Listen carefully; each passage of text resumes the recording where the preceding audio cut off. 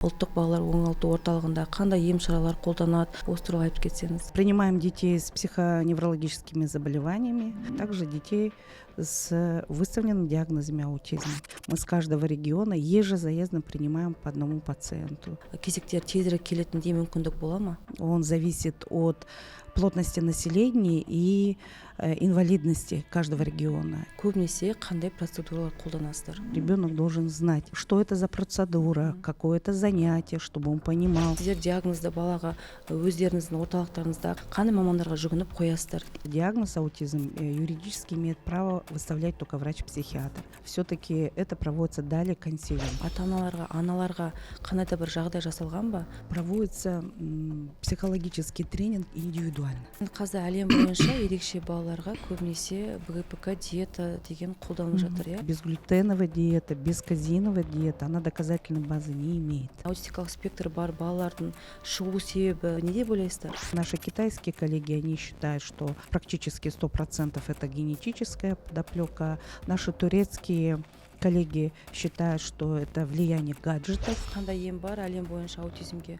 Бүкілін өз балама жасап көрдім, иә? Бірақ мен өз баламнан бірде-бір өзгеріс көрмедім. Мы не можем сказать, что однозначно только вот одна методика, только ТМС помог или только логопед помог.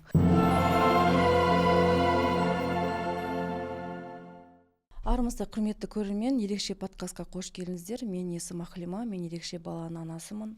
Бүгінгі біздің ерекше подкастымызда көтерілетін тақырып ұлттық балаларды оңалту орталығы жайында болмақ. Подкастымыздың қонағы ұлттық балаларды оңалту орталығының басқарма төрағасының медициналық орынбасары Айгүл Төлебаевна ханым. Сонымен қатар жоба серіктестігі Алуни брендіне үлкен алғысымызды айтамыз. Дене аяққа массаж жасайтын матрас креслоны төмендегі сілтеме бойынша тапсырыс бере аласыздар. Айгүл Төлебаевна, рахмет сізге үлкен келгеніңізге. Бүгінгі ерекше балалар туралы сөз қозғап, оның ішінде аутист балалардың емі туралы ұлттық балалар оңалту орталығында қандай ем шаралар қолданады, ол жердегі аутист балаларға бар жатқан балалардың саны бүгінде қандай, осы туралы айтып кетсеңіз. Саламатсыз ба, Ахлимай. Рахмет шақырғанына. Сұрақтарға жауап берейін, ары қарай енді орысша. Наш центр рассчитан на 300 коек для детей. Мы проводим реабилитацию со всего Казахстана, это 20 регионов, 3 города республиканского значения и 17 областей. Мы принимаем детей с психоневрологическими заболеваниями, а также последствия травмы, все то, что ведет к поражению нервной системы. Также детей с выставленными диагнозами аутизма. На сегодняшний день аутизм растет, как и во всем мире. Статистика показывает, что аутизм он прибавляет. Даже если взять последние наши годовые отчеты, которые мы представляем, статистические данные, аутизм, если ранее у нас было 7-8%, на сегодняшний день эта цифра доходит до 30%. То есть детей мы принимаем, потребность она возросла, и если официально мы открыли 10 коек, учитывая, что потребность с диагнозом аутизма возрастает, мы с каждого региона ежезаездно принимаем по одному пациенту. И получается, что ежезаездно мы принимаем по 20 детей. Келесі сұрағым, ұлттық балалар оңалту орталығына көп ата-аналар кезекті жылдап күтеді. Әрине бұл сіздердің құзырларыңызда емес, оны шешетін көбінесе денсаулық сақтау министрлігі, поликлиника жерлері бөлінеді, орталықтарға баратын орындар, иә. Дегенмен де ерекше балалардың ішінде аутистикалық спектр бар балаларға жылына сіздерде қанша орын бөлінеді, және де ол балаларға кезектің күтуіне алдыңызда уақытта кезектер тезірек келетіндей мүмкіндік бола ма? Именно распределение детей с аутизмом к нам в центр, это занимаются регионы. У нас есть специальное бюро, которое занимается госпитализацией детей и отрабатывает с управлением здравоохранения. В каждом регионе есть своя очередь, где выставляются дети с особенностями, с различными диагнозами, в том числе аутизм. Мы подтверждаем только на портале. Получается, в каждом регионе поликлиника делает свод, отправляет свои управления здравоохранения и уже оттуда направляют детей к нам. Я знаю, что потребность возрастает, и лично к нам приходят, и на прием. Я веду прием официально 16 часов, и когда приходят и говорят, что вот, невозможно к вам попасть. Но какова ситуация сейчас в регионах и сколько они детей выставляют. На сегодняшний день этим занимается только управление здравоохранения.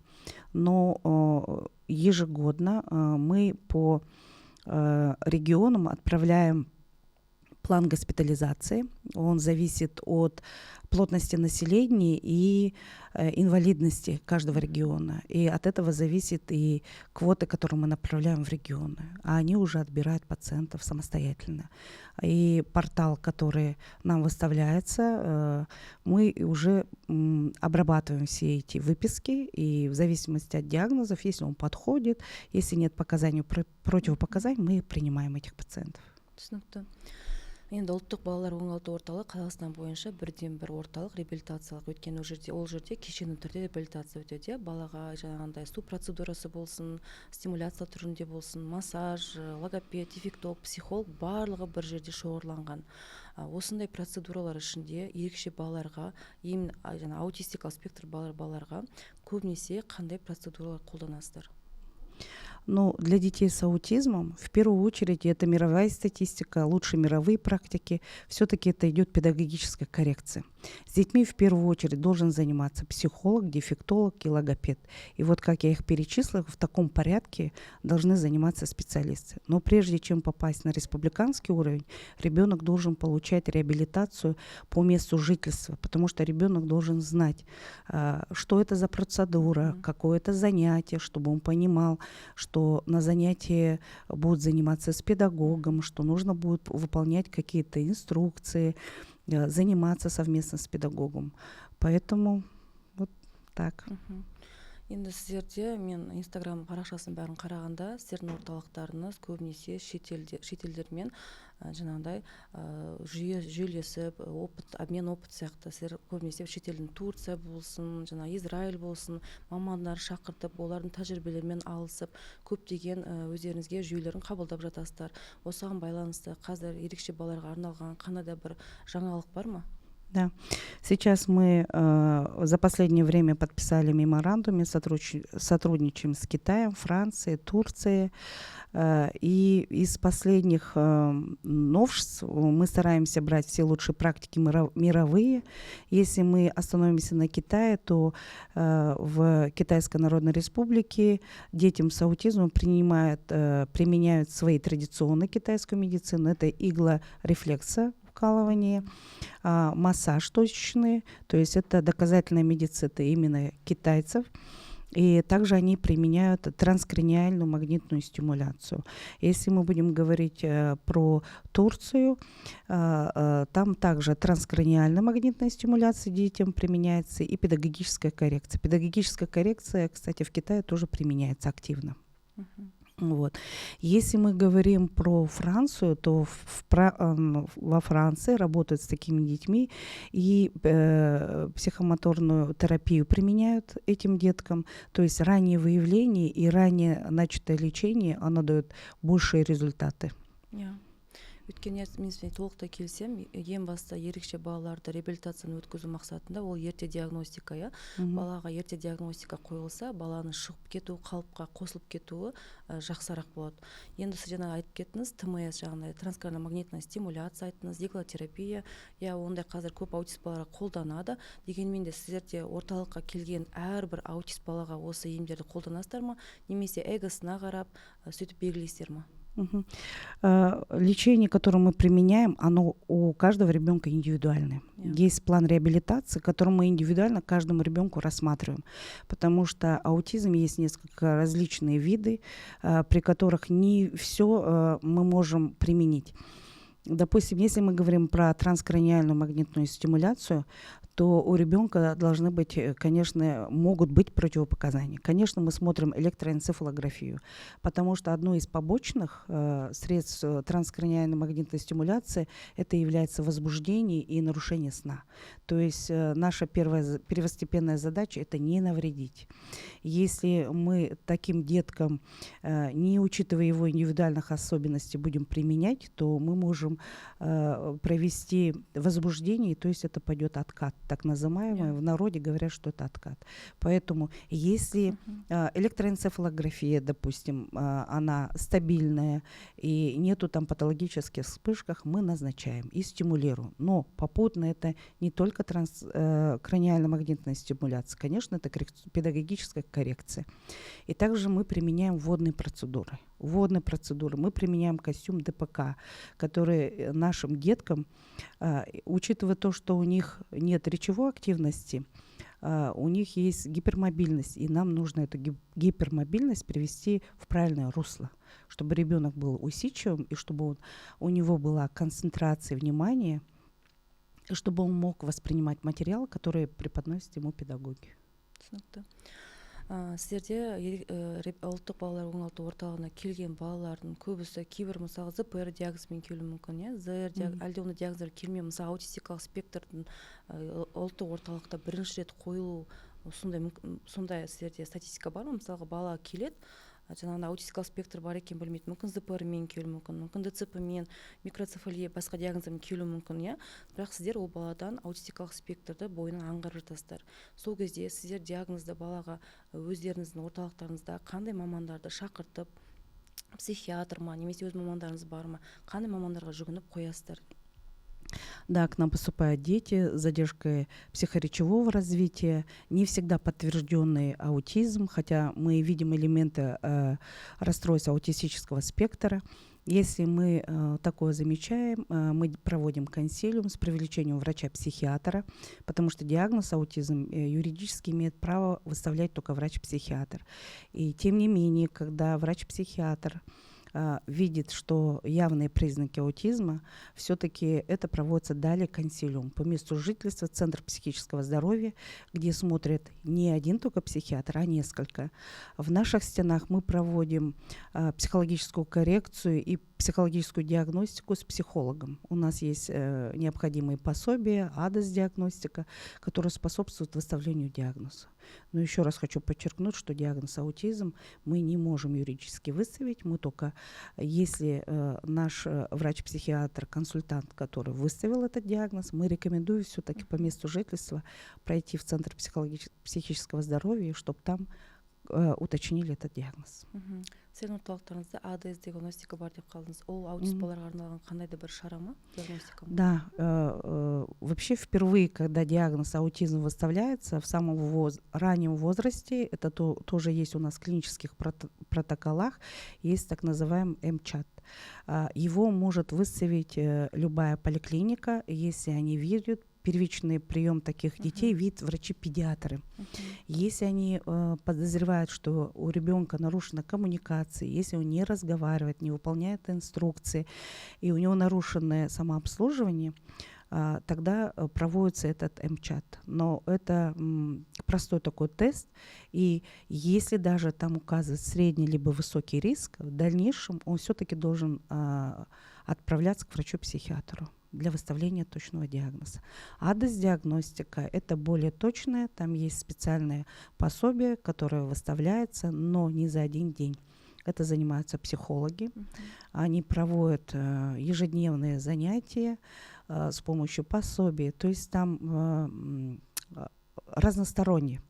То есть на когнитивные функции, на речевые функции, на функции исполнения инструкций, на функции самообслуживания. То есть все эти диагностика АДОС, когда проводится, и только также выставляется диагноз аутизм совместно с психиатром. Түсінікті. Енді сіздерге ұлттық балалар оңалту орталығына Қазақстан бойынша түкпір-түкпірінен ерекше балалардың аналары келеді. Ерекше балалардың ата-аналары көбінесе өздері де рухани жағынан болсын, моральдық жағынан болсын, көмекке зәру болып келеді. Осы жағынан ата-аналарға, аналарға қандай да бір жағдай жасалған ба? Психологиялық көмек болуы мүмкін, немесе басқа да бір мүмкіндіктер? Да, родители, которым впервые выставлен диагноз аутизма, во-первых, это, конечно, стресс. Не очень легко любой диагноз, который выставляется. В психологии говорит, восприятие этого диагноза идет несколько ступеней. И первая ступень – это, конечно, шоковое состояние, невосприятие этого диагноза. Когда к нам приезжают такие родители впервые в наш центр, мы стараемся, у нас есть такая школа мам, Мы стараемся проводить групповые занятия, тренинги у нас есть с такими мамами, с которыми мы проводим такие занятия. А также у нас есть при тяжелых случаях, либо поздней уже диагностика, выставление этих диагнозов, проводится психологический тренинг индивидуально с такими мамами. Да. И сейчас мы вводим уже такую методику, чтобы сами родители, особенно детей, которые прошли все эти стадии признания этого диагноза, чтобы они сами занимались с другими родителями, как они восприняли этот диагноз, как они в дальнейшем нашли методику лечения, через какие барьеры, чтобы вот этих лишних ступеней не было. Мы также привлекаем родителей, которые уже прошли через все это, проработали с теми, кто вновь к нам прибыли. И мы уже стараемся ее развивать. Предоставляем свою площадку, у нас есть аудитория, где мы в выходные дни от основных занятий свободные дни, чтобы они проводили такие занятия, беседы. Ерекше балалардың ата-аналарымен сондай. Да, я. Түсінікті. Енді қазір әлем бойынша ерекше балаларға көбінесе БГПК диета деген қолданылып жатыр, яғни глютенсіз, казеинсіз. Кейбір балаларға бұл жақсы жағына әсер еткенмен, кейбір балаларға мүлдем әсер етпейді. Мысалы, мен өз ерекше балама бұл диета мүлдем көмектеспеді, әсер етпеді.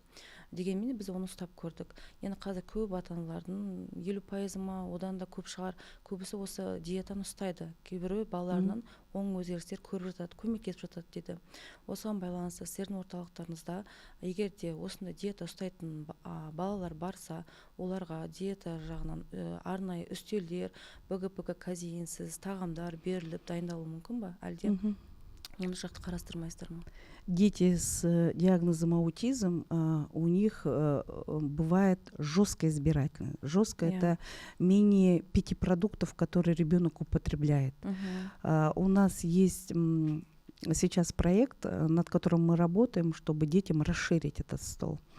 И индивидуально, естественно, если у этого ребенка диагноз аутизм выставлен, и у него жесткая диета, чтобы ребенка не травмировать, мы индивидуально готовим. Для этих детей, то есть индивидуальный стол есть, индивидуальный подход это у нас отработан.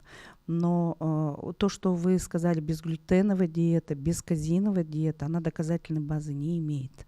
То есть научной основы у нее нету.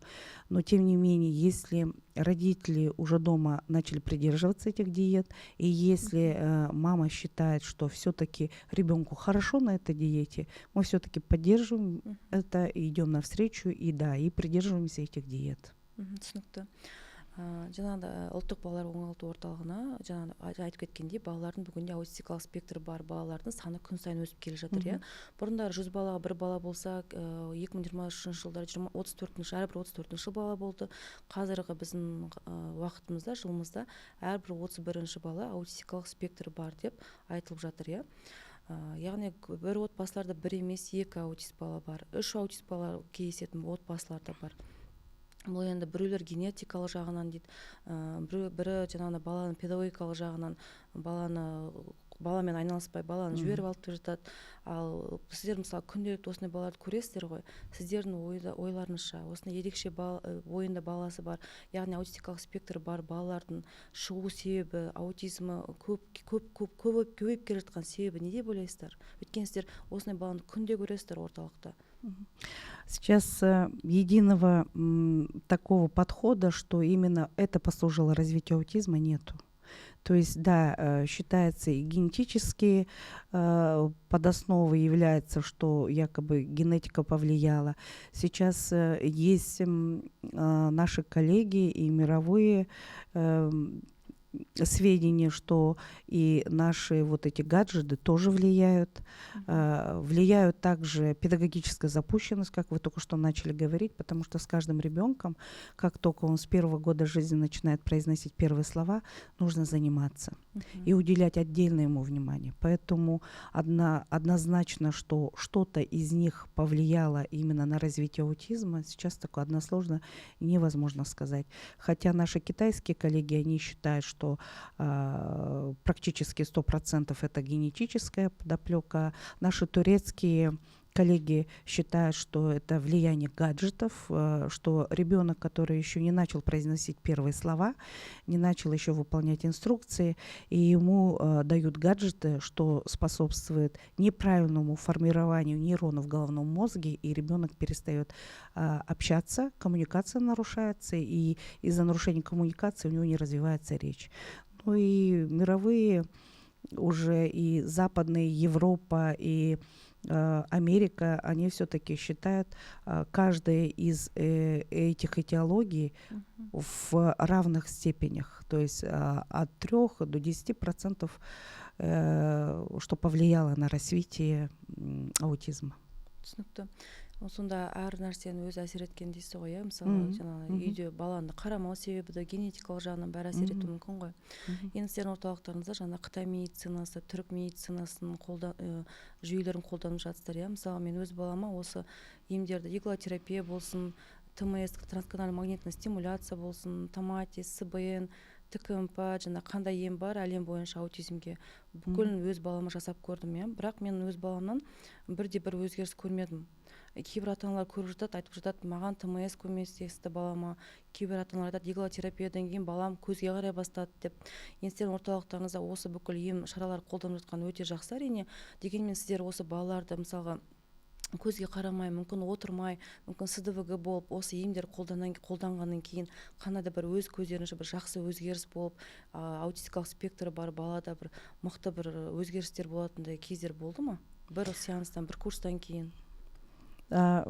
Именно от одного только какой-то методики мы не можем сказать, что однозначно только вот одна методика, только ТМС помог или только логопед помог. Все-таки в своей практике мы видим, когда это комплексно идет. То есть это коррекционные педагоги, когда занимаются наши инструктора лечебной физкультуры, адаптивную физкультуру мы так называемую, когда мы занимаемся плаванием, когда мы занимаемся физиолечением ТМС в том числе. Вот когда мы комплексно занимаемся, вот тогда. Ну и тем не менее, каждый ребенок, он индивидуальный. Мы не можем сказать, что вот 100%, вот если делать 1, 2, 3, и это 100% поможет. Каждый ребенок индивидуален. И мы применяем методику и смотрим, если у ребенка очень хорошая динамика идет от работы психолога, значит, занятия психолога не увеличивая. Если ребенок эмоционально, психологически, синдром, мы же говорим, что они сопровождаются синдром гиперактивности. Если после лечебной физкультуры, адаптивной физкультуры, либо после бассейна он становится усидчивым, естественно, он будет воспринимать материал, получаемый от педагогов занятия, более качественно. Поэтому однозначно невозможно сказать. Но то, что динамика есть, да. Енді қазір аутистикалық спектр бойынша, әлем бойынша жаңағы терапиясы қазір дәлелденген методтардың бірі деп саналып жатыр, иә. Көп аутистикалық спектр бар балалардан осы терапиядан кейін оң өзгерістер көп ата-аналар көріп жатыр, специалистер болсын. Сіздердің орталықтарыңызда осы терапия методы қолданыла ма? Да. Мы для таких детей с диагнозом аутизм мы терапию применяем. Если с выставленным диагнозом аутизм, это однозначно с первых дней психолог начинает заниматься данной методикой. Но если после того, как мы провели консилиум, и в консилиуме поучаствовал психолог, и даже не провели еще полностью в центре психологического здоровья, все-таки терапию мы уже начинаем добавлять, чтобы ребенок, не упуская время, чтобы начал занятия. Біздің Қазақстан бойынша, мен білуімше, тек бір ғана осындай реабилитациялық жұмыстар кешенді түрде атқарылатын орталық, ол ұлттық балаларды оңалту орталық біреу ғана Қазақстан бойынша. Енді бізде осыған ата-аналарға көбісі келуге кезекті көп күтіп жататынын айттық басында. Сіздерде басқа да квота, бұрында сіздерде админ квота болатын, қарастырылатын. Қазір сондай квота қарастырыла ма? Нет, адм квоты сейчас нету, потому что были административные квоты, они до 2022 года. Учитывая то, что в регионах, мы не можем сказать, в каких регионах сколько детей, поэтому все квоты были розданы в регионы.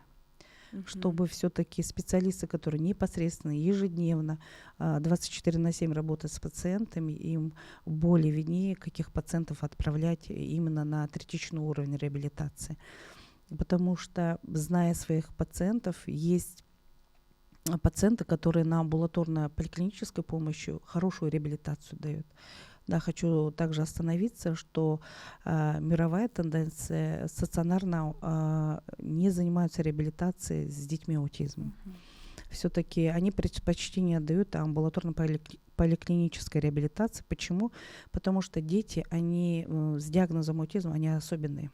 И для них госпитализация в реабилитационный центр, любой стационар является стрессом. И чтобы уменьшить такие стрессы, поэтому я вот в начале нашего разговора говорила, что ребенок должен проходить амбулаторно-поликлиническую помощь, чтобы знать, что такое занятие, что такое педагог, привыкнуть к нему. Поэтому все-таки на уровне поликлиник специалисты должны посмотреть, потому что есть пациенты, которые не нуждаются в стационарных условиях. И если они будут проводить на своем уровне реабилитацию, то и необходимость их посылать на республиканские уровни, она автоматически отпадет. Сіздерде тегін орындармен қатар ақылы да бөлім қарастырылған негізі. Ол орындарға ата-аналар қалай жазылады, мысалға ақылы орынға, немесе осы ақылы орынға бару үшін әр ата-ананың қалтасы көтере ала ма? У нас есть платная реабилитация, официально у нас 6 коек платной реабилитации. Весь прейскурант, он у нас на сайте указан, уже указан с учетом того, что мы проводим реабилитацию особенным детям. Не могу сказать, что родители могут ли это себе позволить. Большинство родителей, которые приходят к нам на платную реабилитацию, за счет спонсорской помощи приходят. Вот. Это все-таки это накладно, каждый специалист заниматься. Это же реабилитация не одного дня. Это минимальная реабилитация должна идти 2-недельная. И многие задают вопрос, почему 2-недельная, потому что динамика идет только к концу 2-й недели. Поэтому меньше дней это не рентабельно уже, и ему невыгодно получать, потому что эффективности не будет от этой реабилитации. Платный отдел, у нас руководитель из платного отдела, который индивидуально, прежде чем госпитализироваться, отрабатывает это дистанционно, переговаривает, все особенности разъясняет, и после того, как бывает, мы даже видеосвязь проводим с потенциальными пациентами, если действительно этот ребенок подлежит на госпитализацию, тогда мы их уже приглашаем. Енді аутистикалық спектрі бар балалармен жұмыс, ол өмір бақи жұмыс қой, ата-аналарға болсын, специалистерге болсын. Өйткені бала бір күнде, 2 күнде, 1 айда, бір жылда қалыпқа келіп, қатара қосылып кетуі екіталай. Осыған байланысты, мысалы, сіздердің орталықтарыңызға әртүрлі жастағы балалар келеді. Кішкентай кезінен 3-4 жасынан 18 жасқа дейін орталықтарыңызға келетін балалар. Осы балаларға сіздер қолданатын ем шаралары, комплекс реабилитациялық жұмыстары әр жасына қарай әртүрлі ма, немесе барлығына бірдей реабилитациялық кешен жұмыстар жасала ма? Если ребенок впервые к нам поступает, естественно, там подход совершенно другой. Выявляется, на каком уровне развития ребенок в данный момент находится, и начиная от этого уровня развития идет реабилитация. Если ребенок поступает уже в 10-летнем возрасте, как вы говорите, да, и если он ранее получал реабилитацию, то у него уровень развития совершенно другой. То есть как бы пошагово мы начинаем заниматься над развитием этого ребенка, и в зависимости от того, на каком уровне он к нам пришел, с того уровня мы начинаем с ним заниматься. Если есть у нас дети вербальные, невербальные, которые разговаривают, не разговаривают, которые понимают инструкцию, не понимают, вот в зависимости от этого мы уже дальнейшую тактику реабилитации вырабатываем. Сөзі невербальды, жаңа сөйлемейтін вербальды балаларға, оларға ем шаралары өздерінің диагноз қиындығына байланысты қолданады ғой. Яғни қиындау диагноз балаларға 2 есе реабилитациялық жұмыстар жасала ма сонда? Да, те дети, которые невербальные, которые, к сожалению, такие дети тоже к нам поступают, которые не разговаривают, которые не могут общаться, ну, если так можно сказать, что в запущенных формах. Конечно, здесь не сколько мы с ребенком начинаем занятия проводить и с родителями. То есть ту методику или ту реабилитационную план реабилитации, который мы здесь вырабатываем, нам нужно, чтобы он и продолжал это делать дома. Поэтому во многих занятиях родители присутствуют на занятиях. И мы говорим, вот, допустим, какую-то методику мы говорим, вот это он должен сделать, это он должен, и тут же маме и обучение проводим во время занятий, чтобы далее этот ребенок дома выполнял. Иначе те 24 дня, которые у нас проходят, они, если их не поддерживать, не подкреплять, у него откат пойдет. Поэтому наша основная все-таки задача обучить родителей. Тем более, когда они говорят, что к нам попасть невозможно, мы их обучаем, чтобы далее вот все навыки, все занятия, которые мы начали проводить, чтобы они дома это проводили. иә, ол шынымен де өйткені 70% балада жақсы результат нәтиже болу үшін ол ата анаға тікелей байланысты. Өйткені күнделікті тұрақты үзілмей баламен жұмыс жасалу керек 24 сағат бойы. Мен толықтай келсем, мысалға қазіргі елімізде енді аутистикалық спектр балалар өте көп. Бұл тек Астанада емес, Алматы бойынша Қазақстан Республикасының әр қаласында. Ұлттық балаларды оңалту орталығы Қазақстанға тек бір ғана орталық бар. Тағы да басқа қалаларда, үлкен қалаларда осындай ашылу жоспар бар ма, осындай орталықтардың? Сейчас мы над этим вопросом работаем. У нас есть филиал в Кызылординской области, филиал нашего центра, где тоже таких же детей принимают. И дочерняя наша организация Балбулак в Алматы, которая также занимается такими детьми. Конечно, мы сейчас призываем главных внештатных реабилитологов регионов, чтобы стимулировать открытие центров, где бы занимались такими детьми, потому что и с материальной, и с моральной точки зрения им легче будет по месту жительства это все получать. Поэтому если реабилитационных центров у нас буквально год назад было 64, 66, то на сегодняшний день уже их 77. С каждым разом открываются, и мы пытаемся до родителей донести, в каком центре, потому что в каком регионе есть какой центр. Потому что многие, которые приходят к нам, даже из города Астаны, не знают, где есть какие реабилитационные центры, занимающиеся с детьми аутизмом. В том числе мы с частными сотрудничаем центрами. Енді бүгінде осы ұлттық бала оңалту орталығында әртүрлі жастағы аутист балалар реабилитациядан өтіп жатыр. Үлкен жастағы аутист балалар өтіп жатыр. Мысалы 17-18 жастағы балалар сіздерге келе ме? Балалар емес, жасөспірім үлкен жастағы азаматтар ғой. Мысалы ондай көбінесе 18 жастан кейін ары қарай өтпейді, уже оңалту орталығына бару мүмкіндігі жоқ. Мысалға сондай келген ата-аналарға барынша сіздер қандай аналарына көмек, балаларына қандай реабилитациялық кешені жұмыс жасайсыздар осындай үлкен?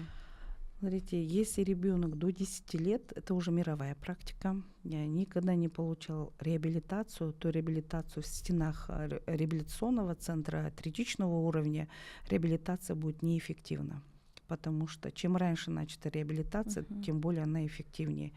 Если ребенок с раннего возраста реабилитацию получал, если у него есть хорошая динамика, и он может находиться в закрытом учреждении и получать реабилитационное лечение, да, мы каждого ребенка индивидуально рассматриваем, мы таких детей принимаем. Если ребенок впервые к нам поступил в 10, в 11 лет, старше 10 лет, и если он впервые поступил, и у ребенка на первые план выходит все-таки агрессия, самоагрессия, да, то с таким ребенком мы все-таки рекомендуем, чтобы психиатр поработал. В некоторых случаях все-таки медикаментозную коррекцию мы тоже рекомендуем совместно с психиатром. Не мы сами неврологи, а именно психиатры. Если он адаптацию не проходит в закрытом учреждении, то все-таки рекомендуем дальнейшее реабилитационное лечение по месту жительства, чтобы ребенок постепенно приучался к реабилитационным занятиям, посещениям занятиям. И все-таки мы рекомендуем с одного специалиста начинать, чтобы не максимально, потому что у нас все-таки ежедневно получают до 14-15 специалистов. И для ребенка, который впервые к нам приезжает, для него это стресс. Потому что либо он вообще не занимался, либо он приезжает, во-первых, в закрытый стационар, и каждый кабинет для него это, войти в каждый кабинет, это стресс. И поэтому таким деткам мы все-таки в выписках пишем, рекомендуем начать с психолога. В первую очередь это психолог, чтобы ребенок подавить вот эту стресс, чтобы он был более стрессоустойчивым, чтобы у него появилась усидчивость, и потом постепенно добавлять специалистов. То есть вот психолог, дефектолог, и потом только присоединяются логопеды. Түсінікті. Сіздердің орталықтарыңызға әр ата-ана жыл сайын апара алмайды, ол түсінікті. 2 жылда бір алып барады, мүмкін 3 жылда бір алып баратын шығар. Бірақ сіз өзіңіз күнде осындай балаларды көресіз, аутистикалық спектр балаларды күнде көресіз, ондай балалардың ата-аналарымен жұмыс жасайсыз. Сонда мысалға бірінші рет сізге келді ата-аналар, келеді. Ол ата-аналарға сіз өзіңіз осындай балалармен үй жағдайында қалай жұмыс жасау керек, өздерін қалай ұстау керек, қандай рухани жағынан қалай даму керек, мысалға ата-аналарға өзіңіз қандай кеңес берер едіңіз маман ретінде? Ну, все дети, которые к нам приезжают, по выписке мы даем рекомендации. И каждый специалист дает свою рекомендацию. Если психолог начал заниматься над постановкой речи, то есть конкретно, то есть это не широкий обзор, а на кратковременный период мы даем. То есть над постановкой там звуков, над постановкой речи, в зависимости от того, какой это ребенок. Если игротерапевт, ролевые игры для наших детей с аутизмом, это тоже имеет большое значение, потому что наши дети, они не могут играть как обычные детки. Их нужно этому обучать. То есть каждый специалист, это и психолог, и логопед, и эрготерапевт, и туалетный тренинг, каждый пишет свою рекомендацию, и она индивидуальная. Не шаблон мы пишем, она на ребенка. Но лично, как я сама, как специалист, тоже делаю обходы, разговариваю, потому что многие специалисты, многие родители хотят и услышать и мнение руководства. Когда я с ним встречаюсь, всегда говорю, 24/7, занимаясь здесь, находясь в наших стенах, учитесь, чему, как дальше вести своего ребенка. И в первую очередь это терпение. Хотя многие родители говорят, легко сказать, что терпение, но это нужно. Потому что это дети, это особенные дети. И там терпение нужно. И повторение. То есть ребенок через повторение, через занятия совместно с мамой, с близким человеком, он сможет освоить этот материал. И ребенка 24/7 нужно окутывать. Всегда мы рекомендуем родителям говорить в зависимости от того, на какой речи, правильная речь должна быть поставлена. Ребенку нужно уделять внимание. То есть, если ребенок что-то попросил, пришел, каждая мать знает своего ребенка. И она, безусловно, знает, что он просит. Но молча ребенку то, что он просит, давать нельзя. Всегда нужно озвучивать. Допустим, мой ребеночек, ты захотел попить, пойдем, мама тебе водичку даст. Каждое свое действие надо озвучивать. И ребенок это слыша изо дня в день, на 100-й раз ребенок скажет пить. Либо стакан, либо кухня. Он это запомнит. Поэтому каждое свое действие. Выходим на улицу, пойдем на улицу, одеваемся. Я тебе ботиночки одел, я тебе пальто одел, а на улице холодно. Все это нужно проговаривать. И когда ребенок подходит, всегда мы этим мамам рекомендуем бросить все дела, это все-таки ребенок к вам подошел. И вот прямо, говоря же, бедки бед отрып, и нужно сказать, что ты хочешь. То есть не на ходу, не вскользь, а именно посмотрев в глаза ребенку, сказать, что ты хочешь. Но каждая мама знает, что его ребенок хочет, но это нужно проговаривать. И нужно уделять внимание. И тогда ребенок не спеша будет каждый раз, с каждым разом пополнять свои действия. Хочу пить, хочу на улицу, хочу играть, дай игрушку и так далее.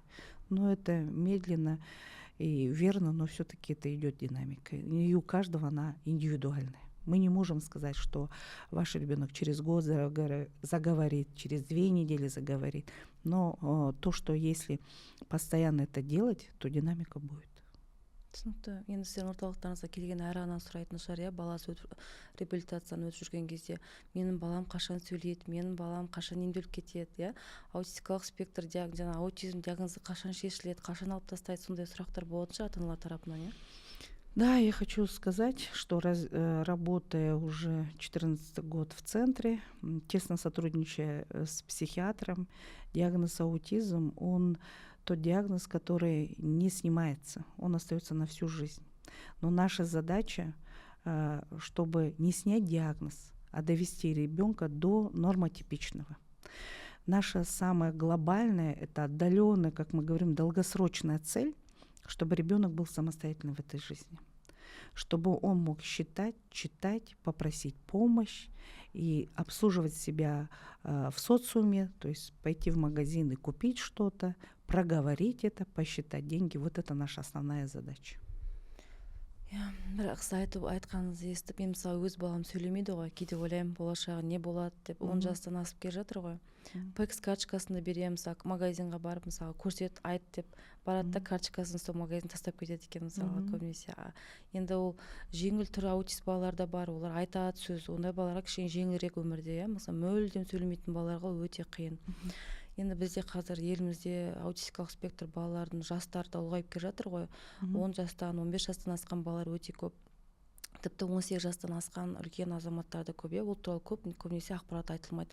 Дегенмен сіздің орталықтарыңызда 18 жасқа дейін балаларға кешенді реабилитация жұмыстары жасалады. Мысалға 18 жастан кейінгі азаматтарға қандай оңалту орталықтар біздің елімізде ашылуы мүмкін бе? Ой, на этот вопрос, наверное, я не смогу ответить. Да, мы сейчас стараемся, это же мы все-таки педиатры, педиатрией занимаемся детьми. Далее, конечно, мы сотрудничаем с Центром психического здоровья, чтобы эти дети не выпали и далее занимались. Но большую роль именно в адаптации детей в социуме эта школа играет роль. По окончании школы все-таки это колледжи, техникумы, это в зависимости от интеллектуальных способностей детей. Потому что не все дети с аутизмом разговаривают. Но те дети, которые не разговаривают, они могут как раз-таки в помощь, здесь идут гаджеты, и с помощью гаджетов они могут высказать свое мнение, написать. То есть все свои предпочтения, все свои чаяния и желания они могут написать. Поэтому в дальнейшем, конечно, эта работа будет вестись. Мы поддерживаем связи все-таки со взрослой реабилитацией, мы поддерживаем связи с Центром психического здоровья. Мы надеемся, что в будущем наши дети не выпадут после того, как они, так скажем, оканчивают детскую реабилитацию. Түсінікті. Енді қазір қоғамда ақпараттарды қарасаңыз, аутистикалық балаларға көбінесе қарсы пікірлер шығып жатыр, иә. Неге себеп? Өйткені бұрында Астанада лифтте болған оқиғаны еске алсақ, иә, жақында кішкентай баланы жаңағы аутистикалық спектр бар бала лақтырып жібергені бар, иә. Осыған байланысты қоғамда қазір көбісі аутист балаларға қарсы шығып жатыр. Бұлар ондай балалар жеке ұстау керек, бұларды қоғамға араластырмау керек деген өте көп қарсы пікірлер айтылып жатыр, иә. Сіздің ойыңызша осындай аутистикалық спектр бар балаларға қоғамда орынды қалай тауып беріп, қалай орналастыруға болады? Ну, помимо того, что мы занимаемся реабилитацией с такими детьми, мы все-таки стараемся и общество открыть для общества детей с расстройством аутистического спектра. Мы стараемся выходить свои, так скажем, готовить публикации, сообщения, что эти дети, они не должны быть закрыты, они должны находиться в социуме. И социум должен понимать об этих детях. Конечно, это начиная с садика, детского сада, потому что ко мне бывает, приходят родители и говорят, вот как невролог у нас выставлен диагноз аутизм, нас в садик не берут. То есть это и Министерство просвещения, образования, и Министерство здравоохранения, Министерство труда и социальной защиты, мы должны все совместно работать, чтобы эти дети не были закрыты. Если ребенок не будет находиться в социуме, если он будет в закрытом состоянии, он не будет развиваться. Это однозначно. Так называемый синдром Маугли. Ребенок должен находиться в социуме. И с обществом нужно работать, нужно доносить. Поэтому здесь, конечно, и мы, и телевидение, и СМИ должны привлекать к тому, чтобы об этом больше освещалось, и что эти детки особенные. Иә, мен толықтай келісемін, өйткені қазір көп ата-аналар, кейбір ата-аналар аутистикалық спектр бар балаларды үйлерінде тығып тастайтын ата-аналар бар, иә. Бір ата-аналардан естіген бар, жаңағындай кейбір үлкен баланы жаңа шынжыр цепкада ұстап отыратын үлкен аутист балалар, ондай жағдайлар бар. Мысалы, маған Инстаграм парақшама дайректке өте көп ата-аналар жазады. 2 аутист балалар бар. Мысалға, менде бір аутист бала болса, маған 1 есе қиын болса, ол ата-аналар 2 есе қиын. 3 аутистикалық спектр баланы тәрбиелеп отырған аналар бар, иә, оларға өте ауыр. Енді мен айтайын дегенім, осындай аутистикалық спектр балалардың көбейіп келе жатқаны бір жағынан өз басым ойлаймын ерте диагностиканың бізде кеш дамып келе жатқаны, иә. Яғни аутизм диагнозын ата-аналар ғана емес, қазіргі біздің елімізде мамандардың өздері кеш аңғарып жатады. Мысалы мен өз балама 6 жастан асқаннан кейін аутизм диагнозы қойылды, ол өте кеш. Мысалы 5 жасқа дейін ең жақсы уақыт баланы қатарға қосу, реабилитацияны өткізу, мидың пластикалық жағынан дамуы, баланың тез сөйлеп кетуі, көзге қаратып түсінігін қалыптастыру, ол барлығы 5 жасқа дейін, иә. Енді елімізде қазіргі балалар көбінесе дәрігерлерге апарған өзінде ерке балаңыз сөйлеп кетеді, мысалы көбісі сонда ата-аналар естиді. Сіз телефонды көп бермеңіз, сосын сөйлеп кетеді өзі деп. Осыған байланысты, яғни ерте диагностиканы елімізде қашан мысалы ертерек қолға алып, өйткені ол ең маңызды нәрсе ғой, ерте диагностика деген. Ну, я хочу сказать, что в протоколе аутизма, клинический протокол Министерства здравоохранения РК, там есть, что если у ребенка нет речи, если ребенок гиперактивный, если у него нет коммуникации, то уже на уровне поликлиник должны бить тревогу и тот же МЧАТ проводить. В протоколе это прописано. Да. И если у нас в Казахстане все-таки рекомендуют диагноз аутизм выставить до 4 лет, то есть это более период, где мозг у нас пластичен и восприимчив к занятиям и дает более хорошие результаты от нашей вмешательств, так скажем, то за рубежом, если они видят явные признаки, они выставляют и раньше этот диагноз. К сожалению, да, то, что вот избалованный, ерке бала, не совсем с этим согласна, потому что если со здоровым ребенком дополнительно проводить занятия психологом и логопедом, здоровому ребенку это не навредит. А если этот ребенок действительно уже с расстройством аутистического спектра, мы потеряем время. Поэтому индивидуально беседуя, разговаривая с родителями, всегда говорю, если у вас ребенок здоров, и вы считаете, что задержка только из-за вашей педагогической запущенности, так называемый еркелек, то хуже этому не будет. Поэтому мы все-таки рекомендуем, позанимайтесь с психологом. Психолог за одно занятие, за один прием он не сможет различить, это еркелек или это действительно задержка. Поэтому это нужно позаниматься. Это несколько занятий, и все-таки целенаправленно выявление заниматься. Конечно, я призываю, чем раньше мы выявим, тем эффективнее у нас будет результат, эффективная реабилитация у нас будет. Қазір көптеген ата-аналар ерекше балаларын әртүрлі медициналық жаңағындай дәстүрлі болсын, дәлелденген болсын, мысалы емшілерге апарып жатады, иә. Содан кейін остеопаттарға апарып жатады, диета қолданып жатады. Енді сіз аутистикалық спектр бар балалармен бұрыннан жұмыс жасап келе жатсыз ғой, 10 жылдан аса тәжірибеңіз бар. Сіздің ойыңызша остеопаттар, емшілер осындай ата-аналарға баратын ата-аналарға не айтар едіңіз? Я все-таки за традиционную доказательную медицину. Я все-таки считаю, если вы подозреваете, пойти все-таки к врачу. И каждый родитель имеет право на несколько мнений. Если вы пошли к одному врачу и не удовлетворились ее заключением, вы можете обратиться ко второму врачу. Но все-таки я думаю, что к медицинскому работнику нужно обращаться. И только врач может в дальнейшем уже сказать, что какая нужна быть коррекция. И первое, это, естественно, это педагогическая коррекция. Во всем мире, в том же Китае, в той же Турции, все страны, с которыми мы сотрудничаем, в первую очередь все-таки идет это коррекционная педагогика. Начиная в первую очередь с психологом, как я уже говорила. Сіздер көп елдермен жаңағындай айтып кеттіңіз, Турция, Қытай елдерінің медициналық жүйелерін қолданасыздар, иә. Осыған байланысты қазір әлем бойынша аутизмге емі жағынан ең мықты елдердің бірі Израиль деп саналады ғой. Осы елдермен қандай да бір қарым-қатынас орнатып, емдік жүйелерін қолдануға бір сондай жасап көрдіңіздер ма, Израиль елін? С Израилем мы пока еще не работаем. С Израилем мы не работаем, но со странами, с которыми мы сотрудничаем, мы всегда, помимо того, что мы подписали меморандум, мы встречаемся и онлайн, и проводим совместные конференции, где новые практики, новые виды методик реабилитации. Мы лучшие эти практики стараемся применить у себя. Если мы это видим, что оно имеет место быть, то мы их применяем у себя. Все лучшие практики То есть мы не упираемся только на свои традиционные методики доказательной базы, но я говорю же, что сотрудничая с зарубежными коллегами, все-таки на первое место выходит коррекционная педагогика.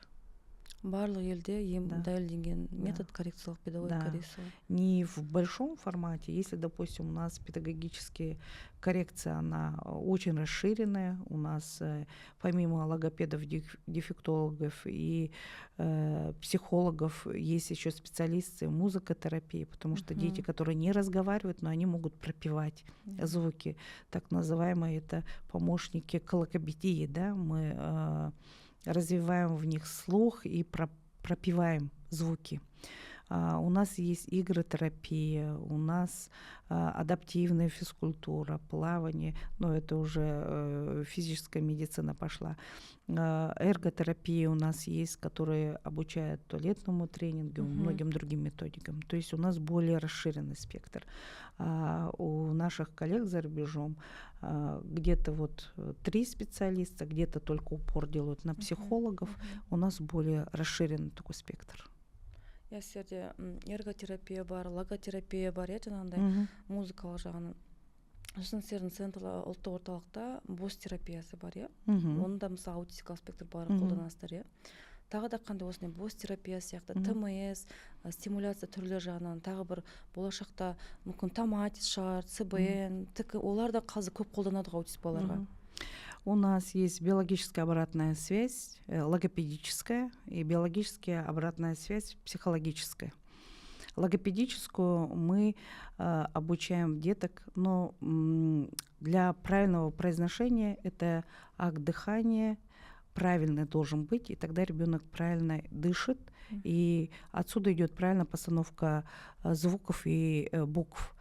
Если мы говорим об психоэмоциональной, то есть у этих детей у них повышена тревожность и стрессы. Поэтому психоэмоциональный подключается вот в таких случаях.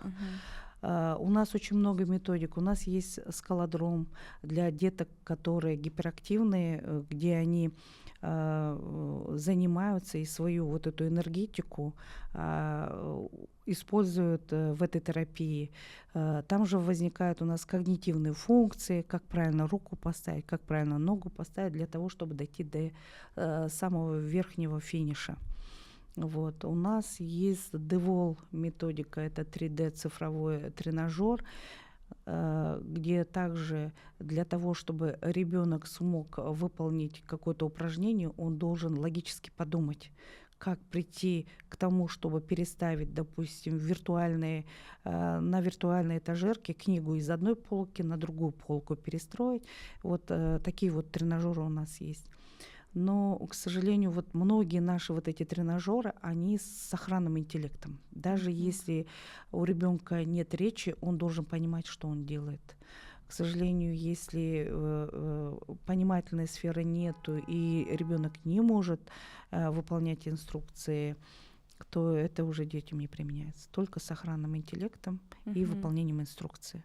Тоже дают свой хороший реабилитационный итог, потому что это аппарат, он настроен на каждого ребенка, и в течение 10-12 сеансов, которые он получает, до и после он показывает и выдает результаты. Эффективность реабилитации такая-то. Это уже аппарат выдает. Это объективная реабилитация. Өйткені аутистикалық спектр бар балалардың көбісіне бірақ диагнозы болмайды, көбісіне қосалқы, жаңағы СДВГ болуы мүмкін, біреуінде эпилепсия болуы мүмкін, біреуінде умственная отсталость болуы мүмкін. Өйткені аутистикалық спектр бар балалардың әр кезде қосалқы диагноздар болады. Енді сіздердің орталықтарыңызға келген балалардың көбісіне қосалқы диагнозы бар деп ойлаймын. Эпилепсия болсын, жаңағындай СДВГ болсын, осындай диагноздарына сіздер қандай да бір ем түрін невропатолог жағынан тағайындайсыздар ма? Если детки к нам поступают и у них сопутствующий есть диагноз эпилепсии, естественно, мы рекомендуем на догоспитальном этапе, какой препарат он получает, чтобы с этим препаратом ребенок к нам и приезжал. Потому что если одномоментно отменить какой-то препарат, это у ребенка может быть синдром отмены. А мы как неврологи, все-таки эпилепсия, она больше относится к неврологическим заболеваниям. Мы смотрим, чтобы дозы были корректные, мы высчитываем, чтобы и правильно, потому что разные препараты есть. Время по полувыведения от 8 часов и до 12, и до 24 часов. Поэтому в зависимости от этого доза суточная, она распределяется в 2, в 3, в 4 приема. И мы над этим, конечно, стараемся откорректировать по мере возможности, чтобы реабилитация не пошла хуже. Дети с СЗВГ, как я уже говорила, мы добавляем там адаптивную физкультуру, где работаем именно над его активной частью. Мы работаем и с игротерапевтами, с такими активными детьми с СЗВГ, и плаванием. Түсінікті, сізге үлкен рахмет. Бүгін ерекше балалар туралы ата-аналарға үлкен ақпарат бердіңіз. Өйткені ұлттық балалар оңалту орталығына көп аналар барғысы келеді. Көп ата-аналар ақпаратты алдын ала білмей жатады, қандай ем шаралар қолданылатын, баланы мысалы қандай дайындықпен апару керек екен. Сондықтан да бүгін келіп үлкен ақпарат бергеніңізге сізге алғысымды білдіремін. Ата-аналарға айтарыңыз болса, айтсаңыз болады, ерекше балалардың ата-аналарына. Сізге рахмет шақырғанына. Да, всем родителям я хочу пожелать, самое главное, это эффективной реабилитации. Не бывает безысходных ситуаций. В каждой ситуации есть выход. Самое главное — найти свой путь и вместе с врачами проходить этот путь совместно. Рахмет сізге. Осымен біздің ерекше подкаст аяқталды. Назар аударып қарағандарыңызға үлкен рахмет. Лайк, комментарияларыңызды аямаңыздар. Келесі кездескенше қош сау болыңыздар.